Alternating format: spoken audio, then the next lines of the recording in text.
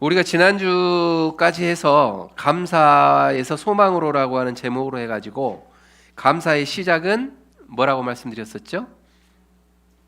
기억하는 거라 그랬습니다. 하나님이 나에게 주신 것이 무엇이 있는가라고 하는 그 은혜를 기억하는 것이 감사의 시작이다라고 말씀을 드렸었고, 그 다음에 이제 그 감사의 시작을 했으면 이제 그 여정을 걸어가야 되는데, 그러면 우리가 걸어가는 그 여정 가운데에 어떤 일들이 있느냐? 기쁨도 있을 것이고 즐거움도 있을 것이고 또 어려움도 있을 것이다 라고 하는 걸 말씀드리면서, 감사의 여정 가운데 특별히 기뻐하고 즐거워하는 것들은 세상 사람들도 감사할 수 있습니다. 그리고 나에게 좋은 일이 있으면 믿지 않는 사람들도 그건 감사할 수 있는 일이에요. 그러나 믿는 사람들에게 있어서는 그들과 다른 게 있는데, 그게 뭐냐? 어려움 속에서도 감사할 수 있는 것이 바로 믿는 사람들의 모습이다라고 하는 말씀을 드렸습니다. 그리고 지난주에는 이제 감사의 열매라고 하는 그런 부분에 있어서 이제 감사의 여정을 걸어가는 가운데 있어서 우리가 어떻게 감사를 표현할 것이냐, 어떤 열매를 가져야 될 것이냐라고 하는 그러한 포인트를 가지고 이야기할 때에 이제 나눔에 대한 이야기를 나누면서 이제 나눔으로 완성하는 감사를 이루십시오라고 하는 그런 말씀을 드렸습니다. 그리고 이제 오늘 이사야 43장 18절부터 20절까지 말씀을 통해서 이제 감사의 여정이라고 하는 그러한 제목으로 말씀을 나누는데, 이제 감사의 완성이라고 하는 말씀을 나누기를 원하는데, 이제 감사에 있어서의 최종적인 것이 뭐냐, 완성되어지는 지점이 뭐냐라고 했을 때는 그게 바로 이제 내가 가져가야 될 소망이라고 하는 겁니다. 그래서 감사의 완성은 이제 소망으로 나아가십시오라고 하는 제목으로 함께 말씀을 나누기를 원합니다. 한번 옆에 있는 성도님들하고 한번 인사 한번 다시 한번 하시죠. 소망으로 나아가십시오. 한번 인사 한번 하십시오.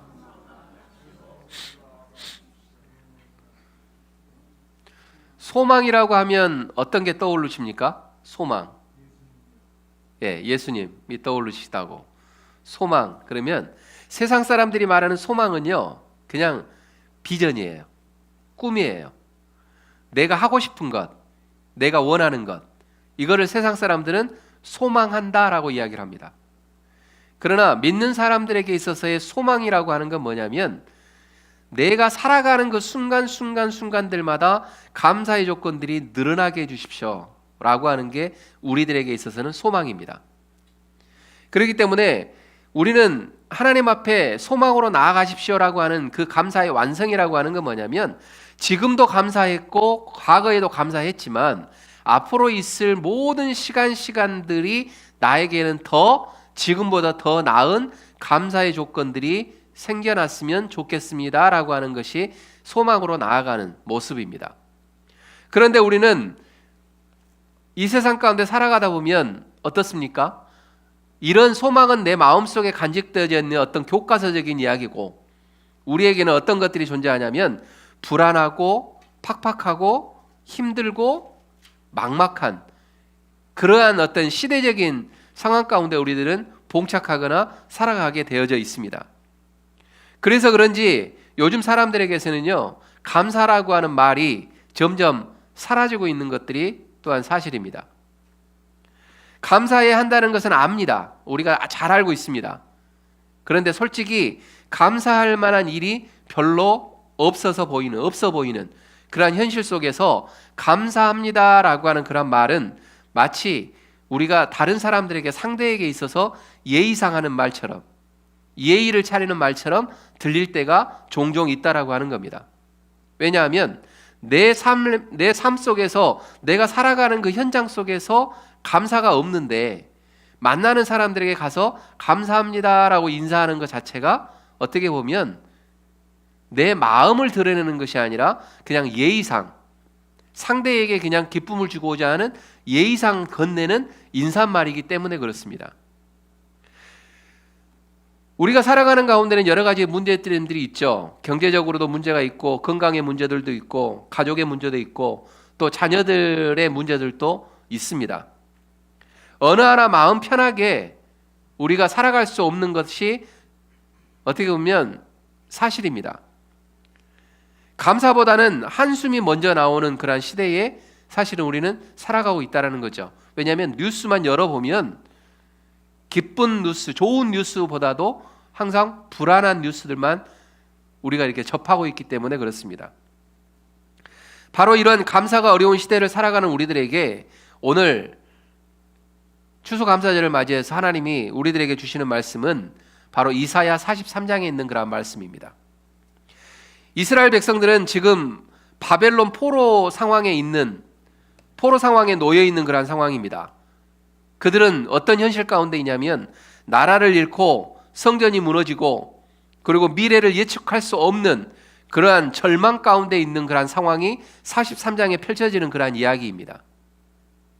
그런데 하나님이 그 백성들에게 오늘 어떤 말씀을 허락하시냐면 1절 말씀에 있는 것처럼 야곱아 너를 창조하신 여호와께서 지금 말씀하시느니라, 이스라엘아 너를 지으신 이가 말씀하시느니라 라고 말씀하시면서 너는 두려워하지 말라, 내가 너를 구속하였고 내가 너를 지명하여 불렀나니 너는 내 것이라 라고 말씀을 하고 있는 겁니다. 이 말씀은 이스라엘 백성들이 느끼기에는 시대적인 상황과 맞지 않는 이야기일 수 있습니다. 왜냐하면 그들에게서는요 절망적인 현실이거든요. 지금 사느냐 죽느냐의 갈림길 안에 있는 그 이스라엘 백성들인데 하나님이 그들을 향해서 뭐라고 이야기하시냐면 두려워하지 마, 내가 너를 구속했어, 그리고 내가 너를 지명해서 불렀어, 그리고 너는 내 것이야, 그러니까 두려워할 이유가 없어 라고 이야기하고 있다는 겁니다. 오늘 우리는 이 말씀 속에서 한 가지를 붙들어야 합니다. 그게 뭐냐면 감사는 상황이 좋아졌기 때문에 나오는 감정이 아니라는 겁니다. 감사는 하나님의 말씀을 다시 듣고 그분의 시선으로 나 자신과 미래를 바라볼 때 새로 시작되는 믿음의 반응, 이게 감사다라고 하는 겁니다. 그렇기 때문에 이스라엘 백성들은 현재 상황에서는 불안한 상황이에요. 힘든 상황이에요. 어떤 누구의 말이 그 귀에 들리지 않는 상황이에요. 그러나 하나님은 그들의 귀에다가 말씀을 하시기를 두려워하지 마, 내가 너와 함께 할 거야. 그 이유는 뭐냐? 너는 내 것이기 때문에 그래 라고 이야기하고 있다는 겁니다. 사랑하는 성도 여러분, 오늘 말씀의 전체적인 핵심은 이겁니다. 감사의 완성은 소망을 향해서 나아가는 발걸음으로 나타난다라고 하는 사실입니다. 우리에게 있어서의 소망은 무엇입니까? 내가 바라고 내가 원하는 것은 무엇입니까? 여러 가지들이 있을 겁니다. 세상 가운데 살아갈 때에 아까도 말씀드렸던 것처럼 경제적인 것, 자녀들의 문제, 어떤 사람들과의 어떤 대면적인 관계적인 문제, 여러 가지들이 있을 겁니다. 그러나 중요한 것은 그게 소망이 아니라 꼭 우리가 그걸 이루려고 하는 그 목표점이 아니라 우리가 가져야 될 소망이라고 하는 것은 하나님이 나와 함께하고 하나님이 나를 불러서 너는 내 것이야 라고 불렀을 때에 바로 그 소망이 그 지점에 있다라고 하는 겁니다. 그러면 우리가 생각하는 그러한 모든 것들, 가족의 문제, 건강의 문제, 경제적인 문제, 이 모든 것들이 어떻게 되느냐? 내가 해결하는 것이 아니라 하나님이 해결하시는 겁니다. 믿으십니까? 그렇기 때문에 이스라엘 백성들에게 하나님이 귀에다가 속삭이시면서 너는 내 것이야 라고 했던 이 말이 그들은 그냥 한 귀로 듣고 한 귀로 흘렸을지는 모르지만 이 말 속에는 어마어마한 내용이 담겨져 있는 거예요. 지금 현실이 어렵지? 지금 네가 처해 있는 상황이 암담하지? 그러나 이 모든 상황은 내가 움직일 수 있어 라고 하는 이야기라는 겁니다. 사랑하는 성도 여러분, 오늘 이 말씀 속에서 소망을 발견하시기를 주님의 이름으로 축원드립니다. 감사는 하나님의 부르심에 다시 우리가 응답하는 것이 감사의 시작입니다. 그게 뭐냐면 처음에 감사의 시작점을 이야기할 때에 은혜를 기억하십시오라고 하는 그 말씀 속에 들어 있습니다. 1절 말씀을 다시 봅니다. 너는 두려워하지 말라, 내가 너를 구속하였고 내가 너를 지명하여 불렀나니 너는 내 것이라 라고 말씀합니다. 오늘 시간 하나님께서 우리 사랑하는 성도님들을 각자를 지명하여 불렀습니다. 그리고 이곳으로 인도하셨습니다.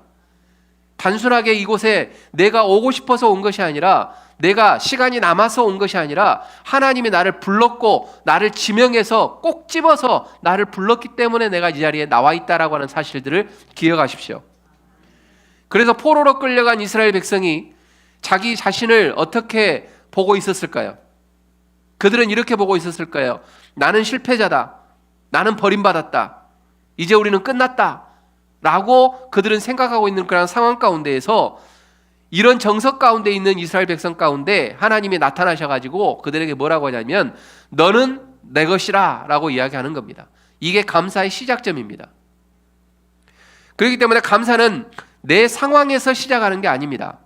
내 상황이 어떤 상황이냐, 내가 처해 있는 그 처지가 어떤 처지이냐, 이게 바뀌면 감사가 시작되겠지라고 하는 게 시작점이 아니라는 겁니다.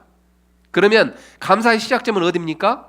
바로 하나님이 나를 어떻게 부르시는지를 내가 다시 듣는 데서부터 시작되는 겁니다. 그렇기 때문에 하나님이 나를 어떻게 부르시는가에 귀를 기울이시기를 주님의 이름으로 축원드립니다. 그리고 하나님이 오늘 이 시간도 오늘 이스라엘 백성들에게 말했던 것처럼, 내가 너를 창조하였다, 내가 너를 조성하였다, 내가 너를 지명하여 불렀다라고 이야기하는 그 음성이 우리 성도님들 귓가에서 맴도시기를 주님의 이름으로 축원드립니다.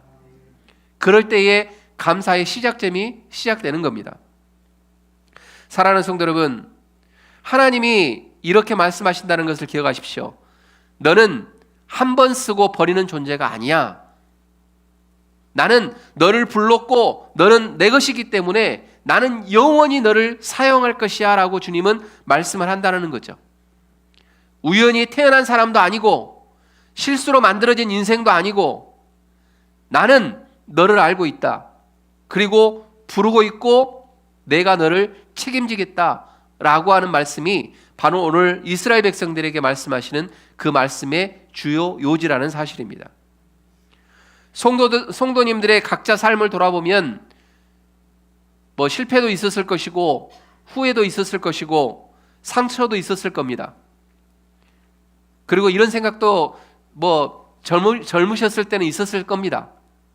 어떤 생각? 나는 왜 이 모양 이 꼴이지? 라고 생각하면서 다시 한번 책을 펼치면서 더 열심히 한번 공부해 봐야지 라고 펜대를 붙잡고 왔던 분들도 있을 겁니다. 앞에 서 있는 저도 마찬가지로 그런 경험들이 많이 있었으니까요. 목회를 하면서도 항상 승승장구하고 오지는 않았을 거 아니에요. 그죠? 그리고 한국에 있을 때는 나름대로 떵떵거리고 사역하면서 돌아다니고 혼자 지잘난 줄 알고 돌아다녔던 사람 중에 한 명이었어요. 근데 중요한 거는 한 번 꺾이면, 한 번 딱 꺾이고 난 다음에는 어떤 생각이 드냐면, 목회자임에도 불구하고 하나님, 내가 지금 처해 있는 상황이 이게 뭐예요? 라고 생각을 해요. 과거에 막 잘 나가고 할 때는요, 좋아가지고 지잘난 줄 알고 돌아다니다가 딱 꺾이고 나는 순간에는 어떤 생각이 드냐, 하나님 왜 나는 이 모양 이 꼴이에요? 그때는 그렇게 생각이 들어요.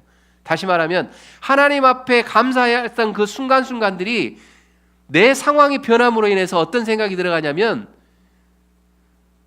그 시작점이 사라져버리고 내 기준으로 바뀌어버린다는 사실이에요. 그러나 그럴 때도 하나님은 내 곁을 절대 떠나지 않으셨어요.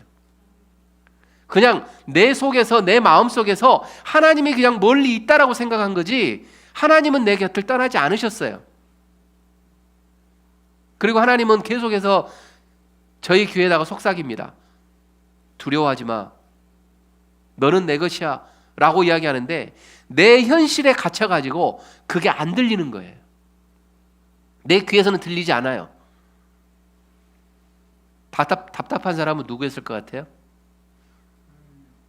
내가 답답한 것처럼 느껴지지만 내가 답답한 게 아니에요.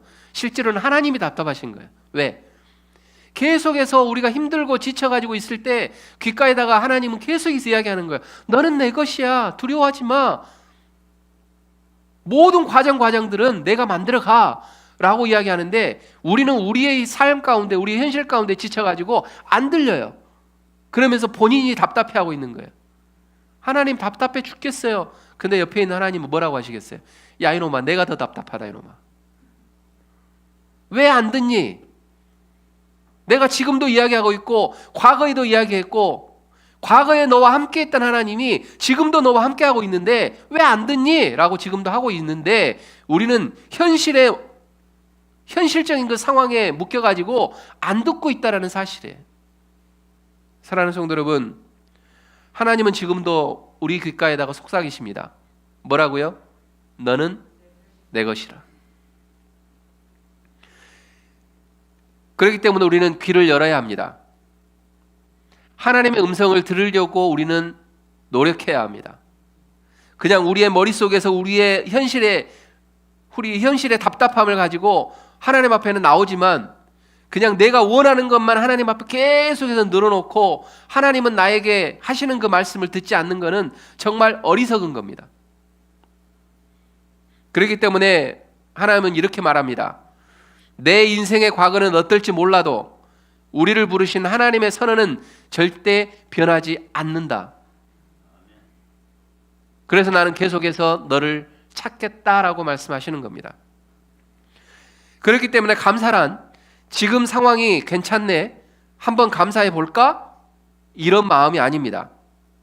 상황은 여전히 어렵지만 하나님이 나를 내 것이라고 부르셨기 때문에 나는 감사할 수 있는 것입니다. 할렐루야. 우리 사랑하는 성도님들의 고백이 이런 고백이 나왔으면 좋겠습니다. 우리의 감사의 자리를 회복하십시오. 그리고 먼저 해야 될 것은 내 상황을 분석하려고 하면 안 됩니다. 내 상황이 어찌하든지 간에 하나님이 나를 뭐라고 부르시는지를 우리가 귀를 쫑긋 세워야 한다라고 하는 사실입니다. 두 번째는 감사는 고난 속에서 드러나는 동행의 은혜입니다.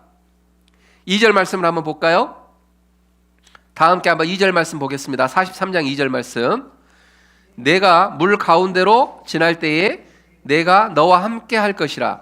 강을 건널 때에 물이 너를 침몰하지 못할 것이며 네가 불 가운데로 지날 때에 타지도 아니할 것이요 불꽃이 너를 사르지도 못하리니.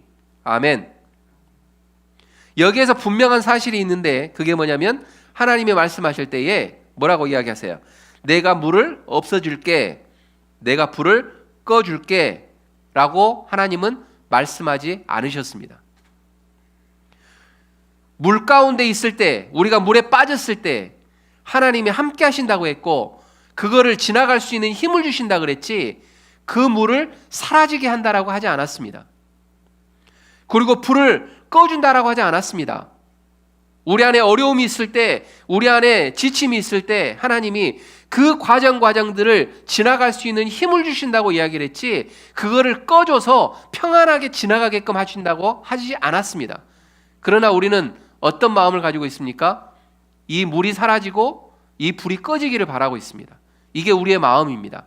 그러나 하나님은 그렇게 우리들에게 약속하는 게 아니라 고난을 없애주겠다고 약속하시는 것이 아니라 내가 물 가운데로 지날 때에, 네가 불 가운데를 지날 때에 어떻게 하시겠다고요?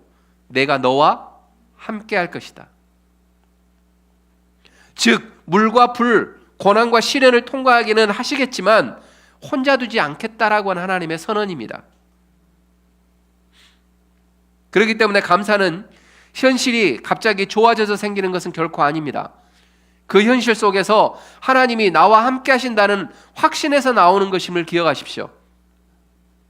그렇기 때문에 이 물과 불과 같은 그 순간이 우리 가운데는 분명히 있습니다. 그럴 때마다 우리는 그 모든 것들을 가지고 하나님 왜 저를 이곳에 버려두셨습니까? 라고 마음을 갖는 것이 아니라 하나님 저 어렵습니다. 저와 함께 해주십시오. 라고 고백할 수 있는 우리가 되어져야 된다는 겁니다. 그렇기 때문에 하나님 이 물을 없애주세요. 이 불을 꺼주세요. 라고 하는 고백보다도 하나님 이 모든 상황 속에서 하나님이 나와 함께 하심을 내가 기억하게 하시고 하나님이 나와 함께 하시며 이 모든 것들을 함께 헤쳐나갈 것이라고 하는 사실을 기억하게 해주십시오라고 우리는 기도해야 될 줄 믿습니다. 바로 우리가 감사의 그 완성이 여기에서 나오는 겁니다. 그리고 감사의 수준이 문제 해결의 감사에서 우리는 동행의 감사로 바뀌어야 한다라고 하는 겁니다. 한번 따라서 한번 해볼까요? 감사의 수준이 동행의 감사로 바뀌었으면 좋겠습니다. 하나님, 제 인생에서 이 문제를 없애주셔서 감사합니다도 귀한 감사예요. 그러나 우리는 더 깊은 차원의 감사를 해야 되는데, 그게 뭐냐? 하나님, 문제는 아직 해결되지 않았지만 이 길을 혼자가 아니라 하나님과 함께 걷게 해주셔서 감사합니다라고 고백할 수 있는 성도님들이 되셔야 한다는 겁니다. 불은 원래 태우는 것이죠. 그렇죠? 그런데 하나님이 함께 하시니 그 불은 나를 태워 없애는 불이 아니라 나를 정결하게 만드는, 우리를 단련시키는 불로 바뀌는 겁니다. 물도 마찬가지입니다. 우리가 물에 빠졌을 때 그 물이 우리를 삼키려고 합니다. 그러나 하나님이 함께 하시면 그 물은 나를 삼키려고 하는 그런 바다가 아니라 새로운 길이 열리는 장소로 바뀐다라고 하는 겁니다. 우리가 출애굽기 14장 말씀을 보면은 홍해의 사건들을 볼 수 있잖아요. 이스라엘 백성은 앞에는 홍해가 있고 뒤에는 애굽 군대가 쫓아옵니다. 절망 가운데 있는 그런 상황입니다. 그야말로 앞도 막혔고 뒤도 막힌 상황입니다. 어디로 갈 수 없는 상황이에요. 이게 어떻게 보면 우리 인생의 어떤 힘든 과정을 보여줄 수도 있습니다. 이때에 이스라엘이 보기에는 그저 죽음의 바다로만 보였을 겁니다. 그런데 하나님이 그 절망의 바다를 우리가 잘 아는 것처럼 뭘로 바꾸셨어요? 길로 바꾸셨어요. 바다 가운데 길을 내시고 큰 물 가운데 지름길을 내신 하나님, 그 하나님을 그들은 체험했다라고 하는 사실이에요. 누가 함께 했기 때문에요? 하나님이 함께 했기 때문에. 우리 성도님들의 삶 가운데도 이러한 역사가 일어나시기를 주님의 이름으로 축원드립니다. 사람이 볼 때는요, 여기는 끝이구나, 야 어떡해, 큰일 났다 라고 볼 수 있어요. 그러나 하나님의 시선은 다르다라는 거예요. 하나님의 시선은 어떤 시선입니까? 이제 내가 너와 함께 시작할 지점이구나 라고 말씀하는 겁니다. 사랑하는 성도 여러분, 우리 모두가 겪어왔던 그러한 어려움들이 있었잖아요. 이민 생활을 하시면서 뭐 비자 문제부터 시작해서 직장 문제, 뭐 언어 문제, 모든 것들이 다 답답했을 수 있었어요. 그러나 그것 때문에 죽은 사람은 없어요. 지금까지 잘 오셨잖아요. 그렇죠? 잘 오셨으니까 지금 이 자리에 계시는 거잖아요. 이게 누구의 은혜입니까? 내가 잘나서요? 절대 아닙니다. 앞에 서 있는 김광구 목사 이렇게 설교하고 있으니까 잘나서 하고 있는 것 같죠? 절대 아닙니다. 마찬가지로 모든 사람들이 어려운 과정들을 통과해요. 그러나 그 통과하는 과정들이, 하나님 왜 옆에 있는 사람은 저렇게 떵떵거리고 살아가는데 왜 나에게 그러한 마음을 주세요? 나에게 왜 이렇게 어렵게 하세요? 라고 했을 때에 하나님이 가지고 있는 시선은 이제 너와 함께할 시간이다 라고 생각했을 때는 우리가 어떤 마음이 생기느냐? 위로가 생긴다는 이야기예요. 혹시 우리 사랑하는 성도님들 가운데 어려운 상황에 계시는 분들 계십니까? 기도하십시오. 지금 이 시점이 하나님이 나를 택하신 시점이다라고 기억하셨으면 좋겠습니다. 그 다음에 세 번째로는 감사의 완성은 새 일을 향해서 나아가는 소망이다라고 하는 겁니다. 오늘 저희들이 함께 읽었던 본문 말씀 18절과 19절 말씀을 다시 한번 읽어보겠습니다. 너희는 이전 일을 기억하지 말며 옛날 일을 생각하지 말라. 보라, 내가 새 일을 행하리니 이제 나타낼 것이라. 너희가 그것을 알지 못하겠느냐? 반드시 내가 광야의 길을 사막의 강을 내리니. 아멘. 앞에서 2절에서 했던 말씀이 다시 또 반복되는 걸 볼 수 있어요. 그렇죠? 그러면서 뭐라고 이야기하냐면 19절 말씀에 보라, 내가 새 일을 행할 것이다 라고 이야기를 합니다. 이 말이 무슨 이야기입니까? 지금 우리가 처해 있는 환경이 어려운 환경이라 할지라도 지금이 하나님께서 새 일을 행할 시작점이다라고 말씀을 하고 있는 거예요. 하나님은 과거의 구원을 부정하지 않으셨습니다. 홍해 사건도 그랬고요, 출애굽도 그랬고 광야의 기적도 다 하나님의 역사였습니다. 하지만 하나님은 백성이 거기에만 머물러 있기를 원하지는 않으셨습니다. 그렇기 때문에 이전 일을 기억하지 말며 옛날 일을 생각하지 말라라고 이야기를 하시는 겁니다. 이 말씀은 과거를 다 잊어버려라고 하는 뜻은 아닙니다. 과거의 방식과 경험에만 갇혀서 살아가지 말고 지금 새롭게 일하실 하나님을 보지 못하는 상태에서 벗어나라라고 하는 그런 초청인 겁니다.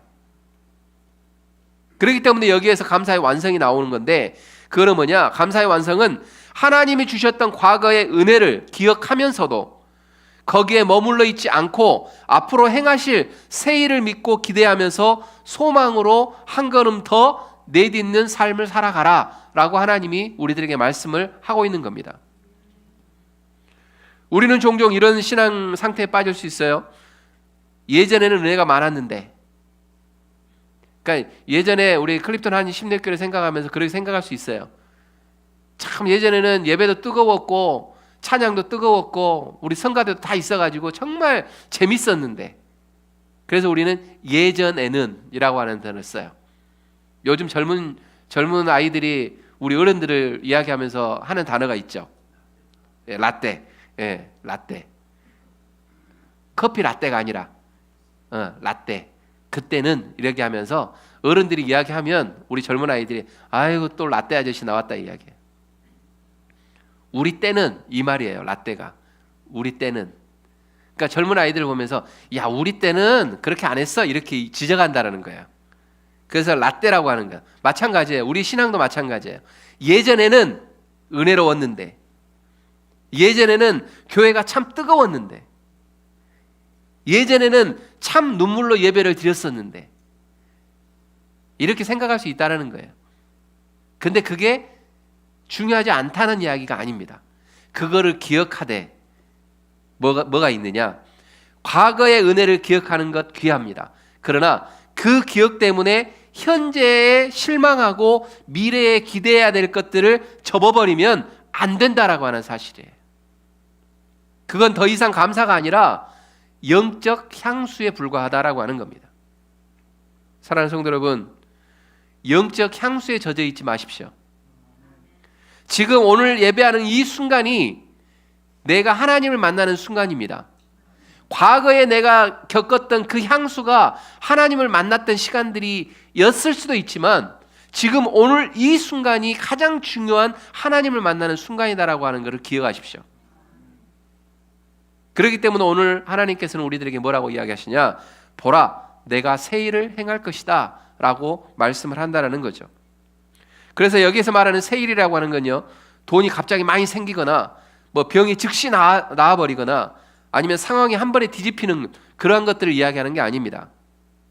눈에 보이는 기적만을 말하는 것이 아닙니다. 여기서 말하는 새 일이라고 하는 것은 내 마음에 굳어졌던 것을 부드럽게 하시는 것, 또 끊어진 관계에서 회복의 실마리를 찾는 것, 포기했던 기도의 제목에서 다시 기도가 살아나는 것, 그리고 교회 안에서 잃어버렸던 열정을 다시 불러일으키는 것, 이게 새 일이라고 하는 겁니다. 우리 사랑하는 성도님들에게 이러한 새 일이 있기를 주님의 이름으로 부탁을 드립니다. 에스겔서 37장 말씀에 보면 마른 뼈 환상이 나오죠. 거기에 보면 골짜기 가득 마른 뼈가 널려 있습니다. 완전히 절망 가운데, 그리고 끝이라고 볼 수 있는, 더 이상 소망이 없다라고 하는, 1%의 소망도 없다라고 하는 그런 자리였습니다. 근데 이 자리에 하나님은 에스겔에게 물어봅니다. 인자야, 이 뼈들이 능히 살아날 수 있겠느냐? 라고 물어봅니다. 그때 에스겔은 뭐라고 대답하죠? 뭐라고 대답합니까? 제가 어떻게 알아요? 현대어로 이야기하면 이거예요. 현대어로 이야기하면 내가 어떻게 알아요? 주님이 아시잖아요. 이렇게 이야기합니다.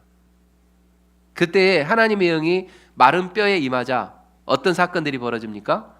뼈들이 서로 연결되고 힘줄이 생기고 살이 오르면서 마침내 큰 군대를 이룹니다.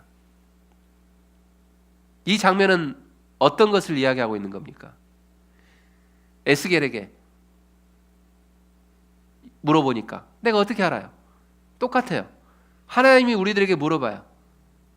그러니까 우리는 똑같이 대답할 수밖에 없어요. 우리가 어떻게 알아요? 주님이 하시잖아요. 다시 말하면 주님이 하십시오. 내가 할 수 없습니다 라고 할 때에 하나님이 나서서 어떻게 하시는 거예요? 죽었던 그 모든 뼈들을 합쳐가지고 큰 군대를 이루었다는 거예요. 다시 말하면 감사와 소망이 완전히 말라버렸던 골짜기에도 하나님의 영이 임하면 다시 살아날 수 있다라고 하는 사실입니다. 사랑하는 성도 여러분, 말씀을 정리하겠습니다. 우리는 감사의 완성, 그러면 뭐가 있냐면 우리가 생각할 때는 우리의 현실에 어떤 변화가 있기를 원하는 경우들이 있습니다. 그것이 중요하지 않다라고 말씀을 드리는 건 아닙니다. 그러나 그 감사의 완성, 우리가 원하는 것들의 완성이 우리의 어떤 개인의 욕심이라든지 우리의 현실의 모습이 될 수는 있지만 그의 완성을 이루는 것은 나의 힘이 아니라 온전히 하나님의 능력으로만이 가능하다라고 하는 걸 우리는 고백해야 된다는 겁니다. 그게 하나님의 완성입니다. 그렇기 때문에 소망으로 나아가자라고 하는 건 뭐냐면 하나님께 맡기는 겁니다. 그리고 하나님이 나를 부르셨을 때 당당하게 내가 예 하나님 저 여기 있습니다. 하나님이 해주세요. 나와 동행하시는 하나님이 분명히 해주실 것을 나는 믿습니다 라고 고백하는 것, 이게 우리들이 소망을 가지고 나아가는 모습이다라고 하는 겁니다. 혹시 홍해 앞에 서 있는 것처럼 앞도 뒤도 맡기신 분들이 혹시 계십니까? 아니면 지금 마른 뼈 골짜기 같은 완전한 침체와 메마름 속에서 혹시 우리가 있지는 않으십니까? 우리의 현실도 그렇고 우리의 영적인 상태도 그렇고 그런 상황 가운데 있다 할지라도 우리는 하나님 앞에 감사함으로 나아가십시오. 하나님이 늘 우리와 함께 하신다라고 이야기하셨습니다. 단지 우리는 못 듣고 있을 뿐입니다. 한번 옆에 분의 귀를 한번 이렇게 잡아보세요. 잘 듣고 있나?